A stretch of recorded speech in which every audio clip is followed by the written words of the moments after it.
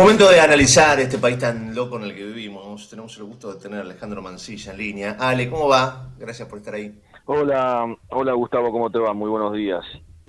Bueno, pues es que estaba pensando en esto que tiene que ver, para mí, no sé si para vos, pero para mí está relacionado en parte a este número tan grande de gente que ni ha ido a votar, ¿no? 12 millones de argentinos cansados de, no solo de la política, sino de todo en su conjunto, ¿no? Por ejemplo, vos tenés a Debido. Recién hablábamos con Raúl y con Matías. Debido, bueno, culpable en varias causas, y que todo indica que va a terminar, ¿no?, pasando su condena en una estancia con laguna artificial, qué sé yo, spa, pileta, cocinero, masajista. Digo, es parte de la bronca que todos tenemos hacia el sistema, porque digo, el que las hace no las paga o las paga muy poquito, ¿se entiende? ¿No coincidís en esto?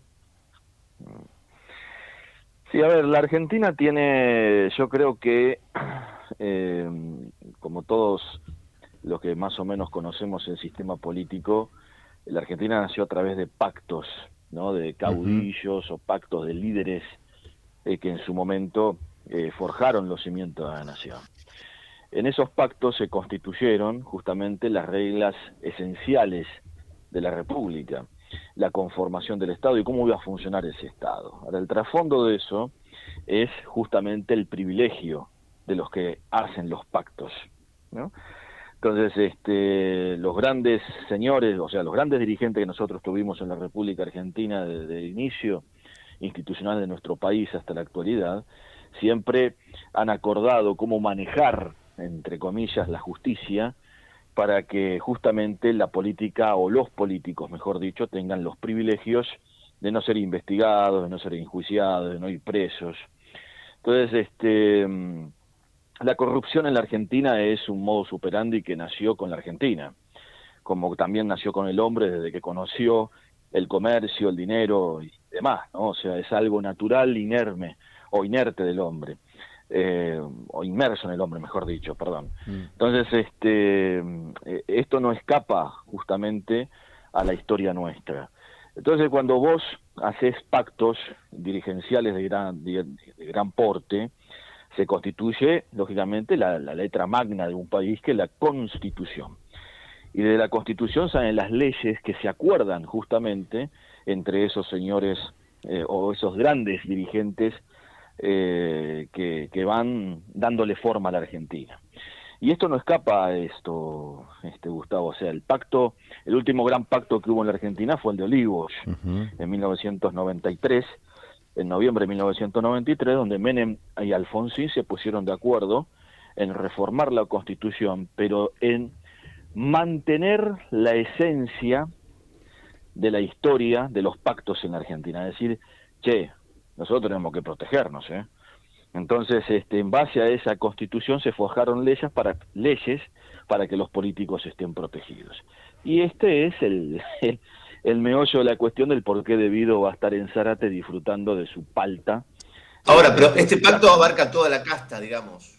Todo, todo, exactamente, Debido, todo. qué sé yo, no sé qué peso tiene, pero tan pesado es para tener este privilegio también. Y manejó los recursos del Estado. Digamos, estamos hablando del tipo que tenía la lapicera que le distribuía dinero a los gobernadores e intendentes de todo el país por orden de Néstor y Cristina Kirchner. O sea, era el tipo que tenía la gran caja boba del Estado para disciplinar políticamente a dirigentes políticos que no estaban tan entusiasmados con el kirchnerismo, ¿no? Ujú. Gracias a ese disciplinamiento y gracias a ese manejo de la caja, nació la Concertación Plural en el 2006, que conformó luego la alianza entre el kirchnerismo y el radicalismo, que lo llevó a Cobos como vicepresidente de la Nación. O sea, de esas cosas no hay que olvidarse, ¿eh? Sí. O sea, todo eso se hizo en base a la caja mayoritaria que tenía el Ministerio de Planificación, Obras y Servicios Públicos. Entonces, así, Ujú. ¿no? Entonces, porque Debido ya venía con esa práctica de Santa Cruz, donde era ministro de Infraestructura o ministro de Obras Públicas, y que disciplinaba a los intendentes de esa provincia para que todos fueran kirchneristas, Ujú. Sí, ¿no? sí. Entonces, es una escuela, una formación esto. Ahora, Alejandro, ¿cómo te va? Raúl Vázquez, te saludo, un placer, como Hola, Rolo. siempre. Muy bien. Vos sabés que yo coincido, ¿no?, con esta cuestión que hablabas y que tiene que ver con los inicios de esta Argentina, con los pactos preexistentes que están en Mm, el preámbulo, mm, que parecían pactos de caballeros y tal vez no fueron tan así, qué sé yo, y coincido con eso. Pero hay una cosa que la política creo que no se da cuenta, y tal vez mm, ahí está la preeminencia de aquella vieja política, que tiene que ver con lo siguiente, y me gustaría saber qué opinas vos. Digo, mm, aquellos pactos eran protagonizados por gente que manejaba la cosa pública casi a espaldas del pueblo. Digo, el pueblo, ujú, salvo la Revolución de Mayo, algunas revueltas, no mucho más, estaba medio a espaldas de lo que sucedía en la cosa pública. Hoy, ujú. me parece que aquellos pactos entre dirigentes hoy están mucho más vistos por la gente participa más, la gente es mucho más consciente de lo que se cocina, y hay Ujú. cuestiones que creo que ahí la política no ha entendido, porque un día les va a ir mal, un Mm. día les va a ir mal. Yo no sé si ese día es el mes que viene o dentro de 130 años, no lo sé. Pero el hecho de lo que está ocurriendo y que a vista de todos los que pagamos impuestos, vemos cómo un personaje como en lugar de pasar lo que le queda de vida en la cárcel, lo va a pasar con los pies en su pileta olímpica, en una chacra inmensa, mirando gansos y no sé qué. Mm. La gente se da cuenta que es por lo menos injusto. Y un día se va a dar Es cuenta y injusto. va a accionar de una manera que no sé si les va a convenir. Creo que ahí está la gran diferencia, no sé cómo lo ves vos. Sí, a ver, claramente como decís vos, los sistemas comunicacionales que hoy preexisten, ¿no?, en Ujú. la sociedad, no solamente argentina, sino Sí, mundial, claro. hacen que los pueblos estén más esclarecidos. Ujú. Ya Perón en su momento hablaba, por ejemplo, de que un criollo en un campo estaba con el radios transistor para ver qué pasaba en el mundo, y de alguna manera eso generaba un esclarecimiento en la década del 60, Ujú. 70. Hoy, con las nuevas herramientas que tenemos, de redes sociales y demás, claramente hay un esclarecimiento mucho más profundo. Ahora, el tema es que ese esclarecimiento tiene que reflejarse en la política. Para reflejarse en la política es indispensable reformar la Constitución Mm. del 94. Es indispensable. Esa Constitución fue la última Constitución, la última reforma que se hizo justamente con lo que decís vos, Rolo, a espalda de la gente. Sí. Porque todavía en ese momento la gente no estaba tan esclarecida, más Ujú. allá de que los medios de comunicación ya estaban muy ampliados, o sea, había canales de aire, canales de cable, iniciaba el internet, pero no estaba Esa todavía tan constitución lo metido. único que quería era la La reelección. reelección, claro. Fue una Claro, herramienta y para eso. Alfonsín quería, o sea, aprovechó la volada porque lo que él quería hacer en 1988 para reformar la Constitución en esa época, después no pudo, lo hizo con Menem. Ujú. Entonces, puso todo lo que él quería poner en el 88, lo puso en el 94. Ujú. Entonces, pero fue el último gran pacto que se hizo a espalda de la gente. Entonces, acá ahora hay que hacer una constitución que esté de frente a la gente. Y una de las reformas más sustanciales para que esto no suceda más es la reforma del Consejo de la Magistratura. A mi criterio, Mm. el Consejo de la Magistratura no puede estar más dominado por la política. No puede ser que haya más políticos que jueces y abogados. Tienen que ser todos de la familia judicial, todos los componentes tienen que ser de la familia judicial, que es un poco el esquema que hay en Perú. En Perú, cuando se hizo una reforma constitucional a principios de los 2000, con Fujimori Sí. todavía en el poder, el Consejo de la Magistratura dejó de ser manejado por la política, y gracias a eso el propio Fujimori fue preso, y después los casi 7 presidentes que vinieron después de él están todos presos. Ujú. ¿Por qué? Porque se investigó independientemente, como corresponde a esos políticos corruptos, sin presiones de nadie, y se logró esclarecer hechos de corrupción muy graves. Entonces, y eso se hizo porque el Consejo de la Magistratura en ese país no está dominado por la política. Y están presos en cárceles, o sea, no es que están presos en sus casas. Ujú. Entonces, el eje central acá es esto, es decir, bueno, reformemos el Consejo de la Magistratura, para eso hay que hacer una reforma constitucional y también una reforma legal de la composición del Consejo de la Magistratura, pero principalmente una reforma constitucional de cara a la sociedad, y que la sociedad esté esclarecida de lo que se va a reformar en esa Constitución, y no que se haga un núcleo de coincidencias básicas donde nadie sabe nada, y se aprueba a mano alzada en una convención general, ¿no? Eso me parece que no. Sí. Ahora, es toda una utopía, digo, somos conscientes los tres de que estamos hablando de una utopía, digo, de que es una quimera casi irrealizable, ¿no?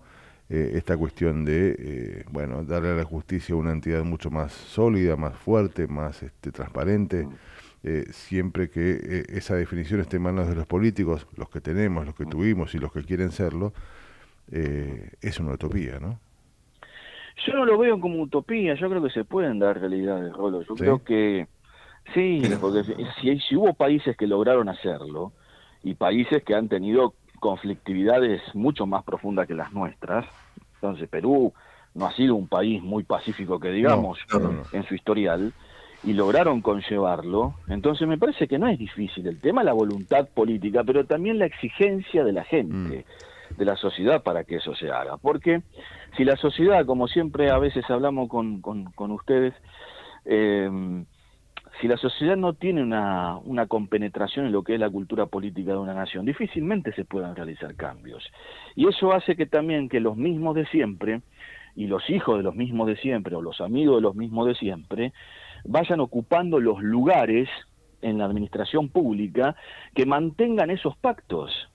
Entonces, si ahí no hay una compenetración o no hay una vinculación de la sociedad en participar en la vida política, mm. en ejercer su derecho de votar y ser votado, en instalar ideas propias para lograr cambiar sistemas, y difícilmente que esto sí siga igual como estamos. Pero, ojo, porque eso, como decís vos, lleva a una decadencia Sí, claro. terrible, que la estamos viviendo. Sí. Ale, te cambio un poquito de tema y te llevo a la coyuntura también. Una de las noticias del día tiene que ver con la inflación, porque mientras esto Mm. ocurre, mientras esto le ocurre a ellos que nos dirigen, nosotros tenemos nuestros problemas, ¿no? Y allí el número, bueno, marca algunas cosas. ¿Cómo ves el panorama, el impacto en la sociedad, en el bolsillo de la gente? ¿Qué estás viendo? Muy difícil si no hay una recomposición salarial, al menos de los trabajadores registrados. Acá tenemos también una problemática muy grande de los trabajadores no registrados, trabajadores negros. Pero no hay una recomposición salarial, si no existe una recomposición salarial de los trabajadores registrados como corresponde, o sea, en este caso de que puedan tener un número salarial mayor al de la inflación, difícilmente que la economía pueda reactivarse. Y si a eso le sumamos que todos los meses aumenta el transporte, todos los meses aumenta la energía eléctrica, todos los meses aumenta el gas, el agua, entonces resulta ser que los aumentos de tarifas y de servicios son están más elevados que la inflación, y el salario está aplastado, y no esperemos milagros. El kirchnerismo eso lo solucionaba emitiendo moneda a 250 manos, que después terminábamos pagando los costos mucho más caros, Obviamente. Sí. ¿no? Entonces, ahora, acá el tema es que yo siempre tengo una frase, ¿no? El empresario no emite moneda, para que quede claro. O sea, el empresario tiene una rentabilidad que la tiene en base a su capacidad de comerciar y en base a su capacidad de manejar las finanzas. Entonces, hay empresarios en Argentina que han hecho mucho dinero, pero que no quieren dárselo al trabajador, o sea, que no quieren repartirlo al trabajador. Entonces, y siempre están haciendo lobby para, lógicamente, decir, no, no podemos pagar más aumento de salario porque si no tenemos que aumentar los precios, porque si no no vendemos, porque si no esto, porque si no aquello. Entonces, es al revés. Si vos le das una posibilidad al trabajador de que tenga un salario por arriba de la inflación, la economía se te reactiva sola. Mm. Se te reactiva sola. Entonces, y este es el quid de la cuestión, no quieren dar aumento de salarios, pisan las paritarias y enfrían la capacidad de compra del trabajador y hacen de que el trabajador sea un esclavo del sistema financiero pidiendo créditos en bancos o en financieras o gastando lo más que pueden con su tarjeta de crédito, en vez de decir, che, tomá, te damos un salario como corresponde, así podés ahorrar y dentro de tu ahorro lograr el día de mañana poder consolidarte con un capital, ¿no? Y Ujú. esto es lo que hay que buscar. Sí, no, no, lo que decís no pone más blanco sobre negros, digo, y pone muy de manifiesto una ideología, una manera de pensar, ¿no? Uh -huh. Lo que decís de alguna manera demuestra claramente de qué lado están algunos que nos gobiernan, ¿no? Pensando en la capacidad de acumulación de los empresarios y de la incapacidad de ahorrar 2 pesos por mes de la gente, ¿no? Esa famosa teoría del derrame, que ya es injusta desde el nombre, ¿no? La teoría del derrame Empezó en los implica vos 90, comés las migas, que empezó en los 90, por supuesto. La teoría del derrame es tan injusta que desde en su nombre lo dice, que es básicamente comer las migas del pan que yo estoy comiendo, que a mí se me caen. Eso es terrible. Exacto. Mirá, Rolo, yo te cuento que creo que lo vemos todo esto. El sector de los jubilados. O sea, los jubilados ganan miseria, esto es una realidad. Pero se creó, durante el kirchnerismo se creó, bien noventista, se creó un sistema de préstamos bancarios usurarios para ganar una clientela que hasta ese momento no estaba, digamos, vista o estaba enfocada, que era el sector previsional. Entonces, bancos amigos de aquella época crearon un sistema de préstamos a los jubilados con intereses dañinos, en donde hicieron pingües negocios y siguen haciendo pingües negocios, donde un jubilado tiene que pagar un crédito casi el 400 o 500% de interés.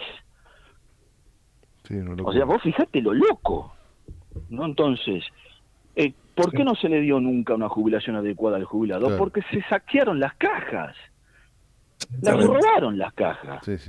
Perdona que tenga tanto, digamos, este apasionamiento con mis dichos, ¿no? Pero es algo que enerva un poco la conciencia de uno, por decir cómo puede ser que un jubilado tenga que andar pidiendo préstamos para poder vivir. Sí. Es una locura. Es una locura. Es la tragedia argentina. Sí. Alejandro, como siempre, qué placer tenerte. Abrazo enorme. No, gracias, Gustavo. Que tengas una buena jornada, igual que Rolo. Abrazo grande, mi amigo. Abrazo grande. Alejandro Mancilla, gran analista.